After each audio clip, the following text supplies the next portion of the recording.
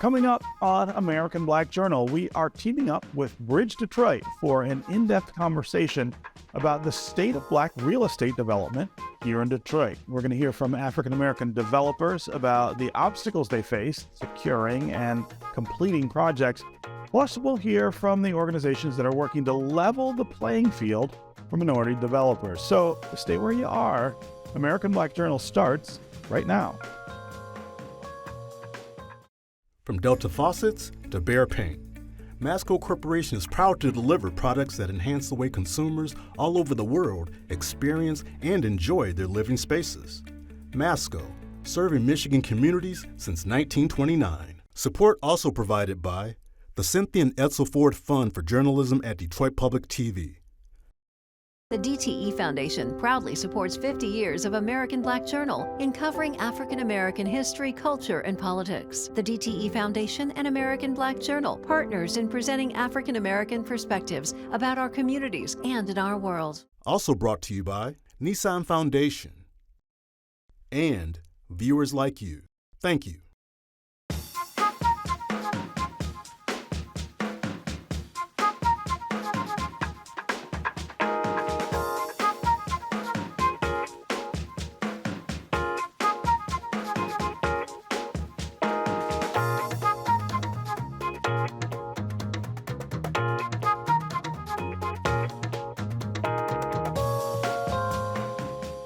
Welcome to American Black Journal. I'm your host, Stephen Henderson.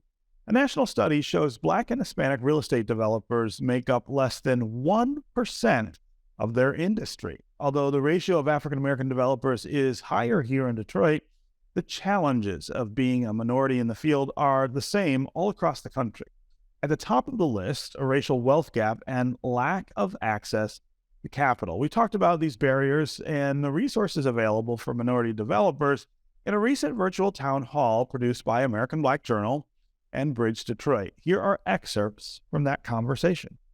So every development has tons of risk, tons of struggle, a lot of moving pieces, and particularly when you're redeveloping a city, then you're kind of overcoming barriers that have made prior people not go after a certain project. So you have all that, and then you have this sense of, and sometimes it can be pretty nebulous, right? It's where it's what's going on here, it's a big part of development is the confidence that people have in the developer, and that's where bias can be particularly introduced. This sense of, are you able to do it? Even once they believe that it can be done, which was a struggle for Detroit for years, then it's, can you do it? And that's where it gets to be pretty nebulous. But even some of the hard measurements of can you do it, then get back to kind of historical historical discrimination and how that affects people and where they are financially now. And so it's one of the things I talk to new developers a lot about is something that everyday Americans just have a hard time just imagining. There's a big measure that for commercial projects of a developer's liquidity. And so that's this concept of extra money that you don't need and aren't using. And so the idea of having any extra money that you don't need and aren't using just to handle problems should they pop up is something that most Americans don't experience. And disproportionately Black and Brown don't. And so as you get into larger projects, you need more and more liquidity. And so being able to have that liquidity to convince banks that you are a competent risk is a big barrier. And then partnering with that liquidity, if you don't have it yourself in an equitable way, is another barrier. And so part of being a Black or Brown developer is bringing in that kind of historic lack of access to equity and capital and liquidity into a process where you're trying to convince people that to have confidence in your abilities and your financial wherewithal, and achieving that in an equitable way. Rod, at Urge, you've been really focused on trying to get Black developers more opportunities, get more people, prepared for the challenges that they're going to face if they want to do those kind of things here in the city. Talk about the barriers that you see that still exist and the kind of help that's available from Urge and other places. Yeah, thanks, Stephen. It's a real challenge and a real issue. I always just frame for folks, to become a developer of size and scale, right? It took me 20 years of working on Wall Street, right, and saving a couple pennies here and there, and that gave me a chance to start. Oftentimes I'm on another conversation, I'll ask that question: how many people can kind of match that? Most people can say no matter what they look like, right? And so if you can add on the historical challenge we have, makes it really challenging and hard. And access to capital becomes a significant barrier for that, right? Those historical barriers and lack of equity in home ownership, when you add that compounding effect over generations, it adds up that most Black and brown folks don't have an extra dollar, let alone $500,000, right, to say, I will take a risk with and invest. And so we have to we have to be real and acknowledge that is a real barrier and there's a real issue. And if we acknowledge it's a real issue, then what can we do to help solve that? One, we try to help folks understand that you have to be as proficient, efficient, and effective, and as knowledgeable and as talented as possible. There is no way to replace, are you good at what you do, right? So whether it be through the READ organization that I'm on the leadership team for, as well as, or just working with educational developers, you got to have that as a starting point. And if you have that as a starting point, then the question is, how do we make this process easier for you? And that was one of the reasons why we partnered with BridgeDetroit and Kresge to launch Ebiera, which is the first of its kind fund to invest in Black and brown, not development projects, but the firms themselves. Because there's a certain level of achievement when someone invests in your company. And I always kind of make the analogy, no one ever told the founders of Google, we will only invest in the Google algorithm, but you should work at Walmart and starve to death, right? However, that's what they say to developers every day. We'll invest in your product, but we don't care how you eat or survive. Well, that's not a long-term solution for growth and scale and success. And so Ebiera starts that process of providing that capital into the firms. And that may end up going to projects, some of it going to running the business, but that gives you a leg forward and a push forward to let folks know that you are ready for that next level of preparation. And it eases the burden and some historical legacy challenges of maybe just not having the same access to capital as some of our peers may have. And we think that, along with the wraparound support we provide by providing them guidance, exposure, access that we may have garnered, that makes them much more successful. Jason, I want to have you talk specifically about the area where your business focuses, which is housing, which I feel like adds another level of difficulty, I guess, to the problem. Number one, you are really focused on affordable housing and housing that gives people access who didn't have it before. But housing in general is also a riskier proposition, I think, sometimes in places like Detroit. So tell me how these barriers that all Black developers face in Detroit and around the country play out in your world of housing.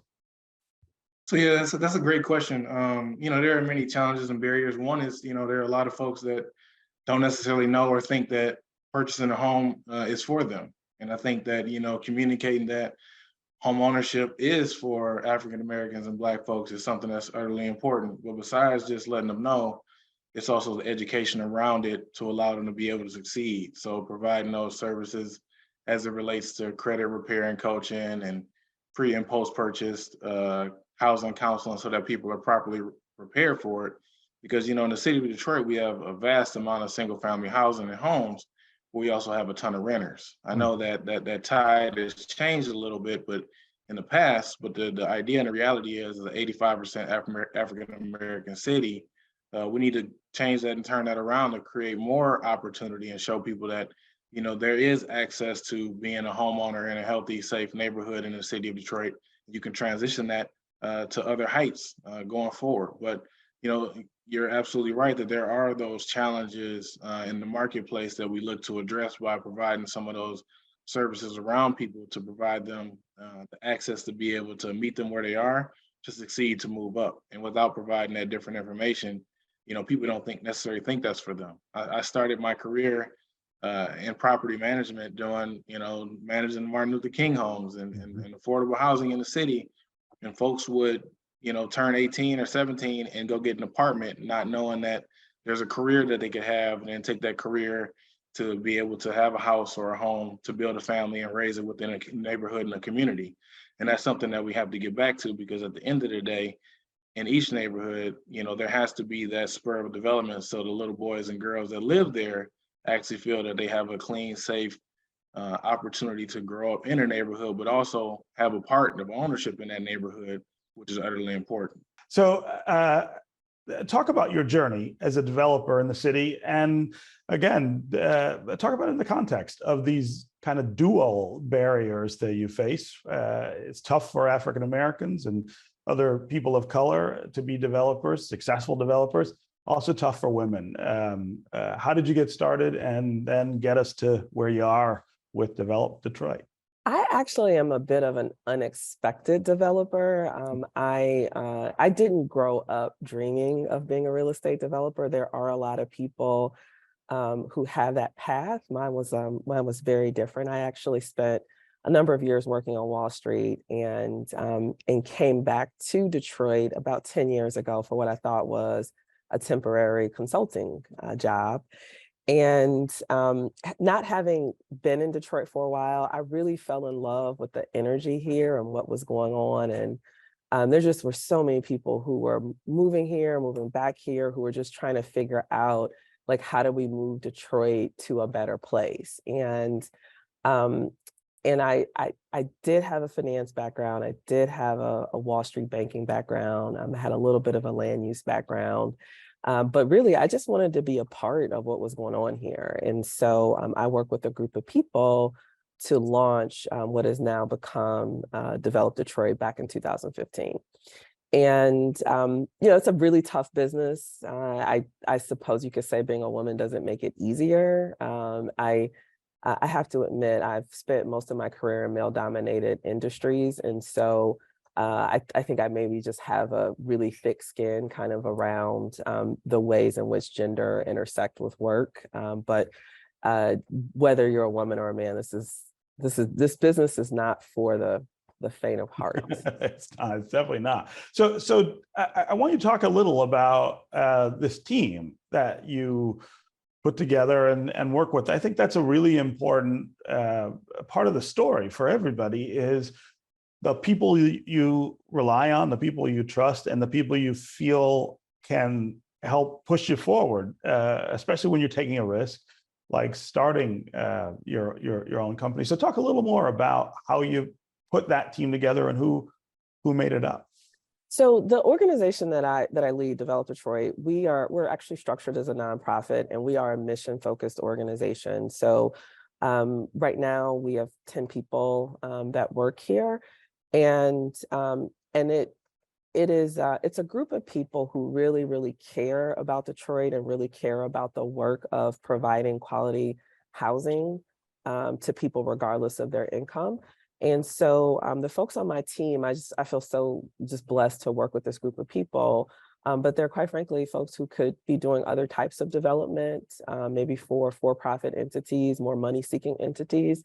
But the mission and this ideal that everyone deserves high quality housing really resonates. And so it is a pretty technical business. And so the people that are on the team, they are really proficient with finance, they're proficient with Excel.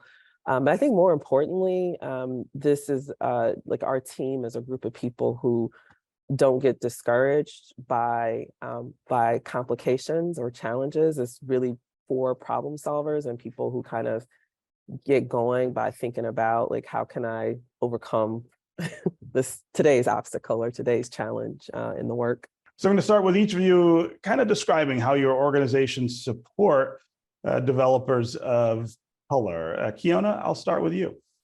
Absolutely. So thank you for that. Invest Detroit is a community development financial institution, or CDFI as it is commonly called. And it really focuses on a mission base. And our mission is increasing access to capital for people of color, for immigrants, for women, for the community of reentering citizens. And we do that in multiple ways. Rod already mentioned the EBIRA Fund, which is a partnership between Urge Development, Invest Detroit, and Kresge Foundation, where we launched the developer fund for quasi-equity, if you will, into development firms. But our traditional funding sources also are really focused on increasing that access to capital and lowering the barriers for Black and Brown developers and developers across the city in ways that may be able to structuring such that there is a more accessible, financing is less costly. And then in fact, we're also working with some women professionals, real estate professionals, on creating a fund specifically for women developers in the city of Detroit that is intended certainly to grow, and so more to come there. But our real focus is just that, increasing access to capital for the community. And look, I mean, I know about Invest Detroit. Lots of people in the media and in the development community understand how that works. But talk about how I guess ground level this work is. I mean, in a lot of cases, you guys are stepping in to help developers bridge gaps, financing gaps in the projects that they're doing. They don't have enough to get done, and you identify the sources. Absolutely. So if we think about the state of our city and the multi-decades of disinvestment, right, values are in a lot of cases, especially in the strategic neighborhoods, which is an initiative that we have with a public philanthropic partnership, the 3 Ps in the city of Detroit, and corporations to really focus on those neighborhoods where there's strong bones, but there is that disinvestment in trying to rejuvenate the neighborhood. Rod and both Jason and Richard are all developers in one of those communities, but thinking about those areas where there is a gap that can't be serviced by way of debt, a gap that can't really be funded by way of an equity, whether it's investment equity, whether it's friends and family, or someone's individual equity. And so the Strategic Neighborhood Fund is a way to fill that non-serviceable gap in those neighborhoods. And we've raised, over $50 million to be supportive of that. And hopefully we'll go out and raise some more in partnership with the city, such that we can continue that activity that sparks investment, sparks activity, and then helps to grow and build those commercial corridors along with the neighborhoods behind the corridor, such that we start to have stronger neighborhoods. Kenyatta, you're next. Tell us about the work you're doing to support developers of color. DGC, we do serve as a nonprofit private entity, and we serve as the primary and the lead economic development agency for the city of Detroit. And that includes, our mission is to really drive investment and job creation in the city of Detroit. And we do that through a number of ways, through business attraction, business development. But we're also very in tune to the real estate market and making sure that we keep a lens toward focusing on helping minority developers. And we do that in a number of ways. We do that through transaction structuring, deal structuring, and transaction management. We provide financing through seller financing, as well as we will provide sub-debt to developers' projects.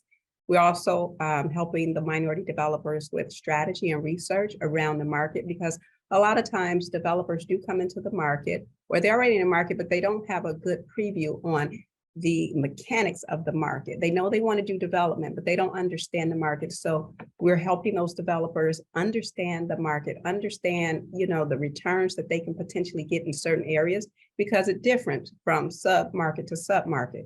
And so we're helping with that. And we're also helping developers to really understand the landscape of incentives and resources that are necessary to create viable projects. When you have majority developers, they oftentimes have the ability or capacity to hire people to go track down incentives and track down the tools at the state level, the local level. Our small Black developers do not have that kind of access. They have a problem with access to capital, and they have a problem with access to capital for operations. So they don't have people to be able to go and do that. And so we do serve as that umbrella organization to really help facilitate the local and state and federal incentives. Yeah. So Kenyatta, I want to have you also talk about the landscape here in Detroit and what the progress looks like for developers of color and women, and what some of the barriers that we still need to really kind of smash down so that we can get more people opportunity. Yeah, I think those before me have kind of illustrated a lot of the barriers, and I'm going to continue to beat the drum. The lack of meaningful access to capital is one of the issues and the primary issues. And it's a trickle down effect, right? When you don't have access to capital, and I think Ms. Mays mentioned the lack of a balance sheet. We don't come, a lot of the Black developers don't come from generational wealth. So they don't have these balance sheets that your majority developers have. And that impedes their ability to get access to meaningful capital. I think another issue that is really prevalent is the lack of access to premier development sites. Oftentimes, our brown and Black developers are developing in the neighborhoods, and that's what we want. We want them to represent the neighborhoods that they come from. But like I said, the risk profile and the reward profile is a little different from developing a property in the neighborhood as it would be to developing a property in your downtown. So they oftentimes don't have access to the premier development sites that generate the greater returns. Jeff, I want to have you talk about capital impact partners. And I think you're kind of uniquely situated among our guests today to talk about more of a national picture with this issue, but also how that national picture relates to Detroit, because I know you guys do work here as well. Thank you, Stephen, and thank you for the opportunity. We're Capital Impact Partners. We're a national CDFI, Capital Community Development Financial Institution. And while we are a national entity working with what we call underestimated communities nationwide, we've actually just celebrated our 10th anniversary of working in Detroit, Highland Park communities. We are partners with many of the people that you see on your screen. So we are committed to Detroit. And what you've heard in terms of the challenges of developers rising in this space is a national theme as well. So while it's not specific to the Detroit market or region, it definitely plays out similarly, but differently in ways as well. As a capital provider, we're a lender, but we're also a capital provider in other ways. Talking about the growth of developers, there's the access to capital, there's the access to resources, there's the access to networks that you've heard about.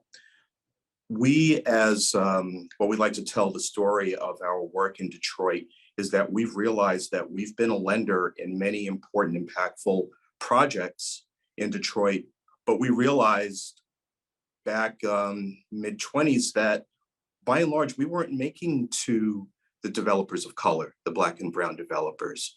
And credit to my colleagues who run our local programming, they actually created our Equitable Development Initiative. So it started in Detroit. So we're very thankful and proud of that story. And just to say what that is, the Equitable Development Initiative is really a holistic way to support the growth of Black and brown developers in this space. You've heard many of the barriers in terms of the access or the lack of access to capital. We work to help demystify in some ways some of those barriers through what we call our learning series, where we've worked, and many of the my co-panelists here have been supporters of our programming as lecturers and advisors and jurors to help create an understanding for developers about what does it mean to develop impactful resources, housing, community facilities, commercial space in the Detroit communities. What it's led to is many opportunities, not only for understanding the capital space, but what does it actually take to not only be a developer, but to be an entrepreneur, a small business, if you will, to understand that long lead time that it takes that you've heard in these conversations to not only vision that project, but vision your enterprise, vision what is it that you want to have happen in your community. Many of the developers we work with, they grow from small fourplexes that you've heard to large scale mixed use developments that we've been very pleased and blessed to support. And if you want to see the entire hour-long town hall on building Black development, just head to the American Black Journal Facebook page. That's going to do it for us this week. Thanks for watching. You can find out more about our guests always at AmericanBlackJournal.org, and you can connect with us anytime on Facebook and on Twitter. Take care, and we'll see you next time. From Delta faucets to Behr paint, Masco Corporation is proud to deliver products that enhance the way consumers all over the world experience and enjoy their living spaces. Masco, serving Michigan communities since 1929. Support also provided by the Cynthia and Edsel Ford Fund for Journalism at Detroit Public TV.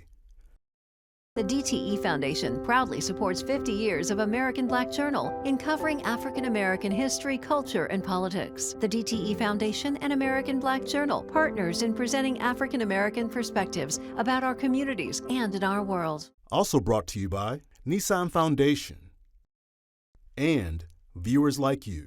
Thank you.